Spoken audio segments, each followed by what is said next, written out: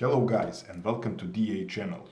In this video I will show you why Bahco is a better knife than Mora Companion. Okay, so these are both budget knives, very cheap knives. I don't think there are cheaper good quality knives on the market. So the Bahco is under 10 bucks and Mora Companion is under 20 bucks. At the first glance they look completely different, but at the same time the same. So the rubberized plastic handles, the plastic sheaths, very similar. Handle shape, very similar. Blade shape, and I think the blade length and the handle length are the same. Yes, exactly as I thought. 100 millimeters and 100 millimeters and 215 millimeters and 215 millimeters. Only difference is in the blade thickness. Blade thickness of the Bahco is about 2 millimeters and the blade thickness of Companion is about 2.5 millimeters. And I suppose also the weight. Let me take my trusty scale. Okay, so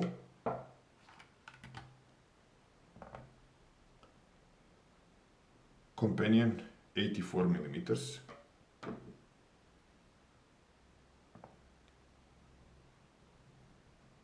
Sorry, 84 grams, and the Bahco 76 grams. Depth, weight, I think the difference in weight is not just because of the difference in blade thickness, but also I think, I'm not sure, that Mora has a bigger tang inside of the handle than Bahco. But as you can see, my Bahco knives, I'm using them a lot and I have many of them, and as you can see on the blades, they are pretty beaten, so you can imagine the kind of use that they go through. So, and I have never had a problem with it, so that the knife is broken inside or got loose from the handle. So I think that obsession with the full tang knives, or a tang that goes all the way through the handle, is completely unnecessary. But again, that's just me. Also, as you can see, I don't keep my knife edge crazy sharp. It is sharp, don't get me wrong. Just let's check it. You see? But it's not crazy sharp because I don't use my knives to split hairs and to shave myself, so it's doing well what it is intended for. And also I don't spend much time for honing it and polishing it. Just a few strokes on the sharpening stone and a few strokes on the strap or on a belt covered with any kind of polishing compound, and I'm go to do my job. Biggest pro of this knife is their price, because the price of the Bahco is about under $10 and the price of the Companion is under $20. And also on the internet you can find the different prices. I recommend buying these in hardware stores.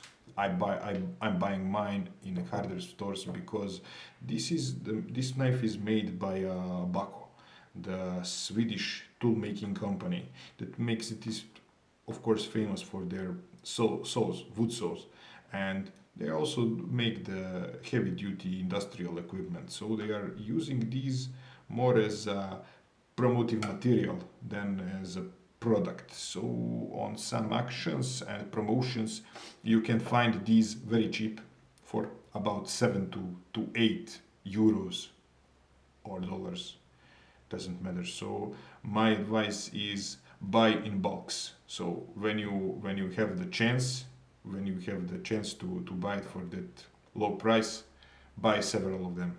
So that's how I do.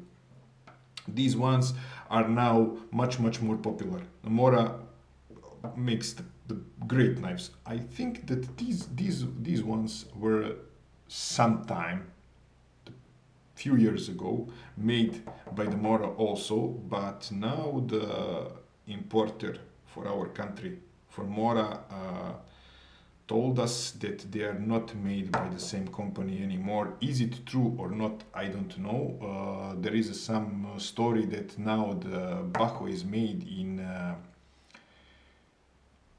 in Spain, but 2 or 3 years ago in Hungary I bought several of them, and there is a label made in Sweden on the back. So is it a old batch, or it is still made in Sweden or not? I don't know, and honestly I don't care much. For me it is important because it is so cheap. I could buy several of them, try if they perform as well. I don't care where they are built. But there was also this one. It is 1446 model. I first saw it in Hungary several years ago, and it is made in China, and it's complete crap. The steel is very soft, as you can see on the edge, and material also is. I'm not very, but it was even more cheaper than this one, so I just bought one to try. And one of the biggest good features of this knife is its color. Uh, Also, the companion comes in this color scheme. So my advice: buy it in orange or some other high visible color, because we have several knives lost, and not just the knives but the Bahco Laplander saw.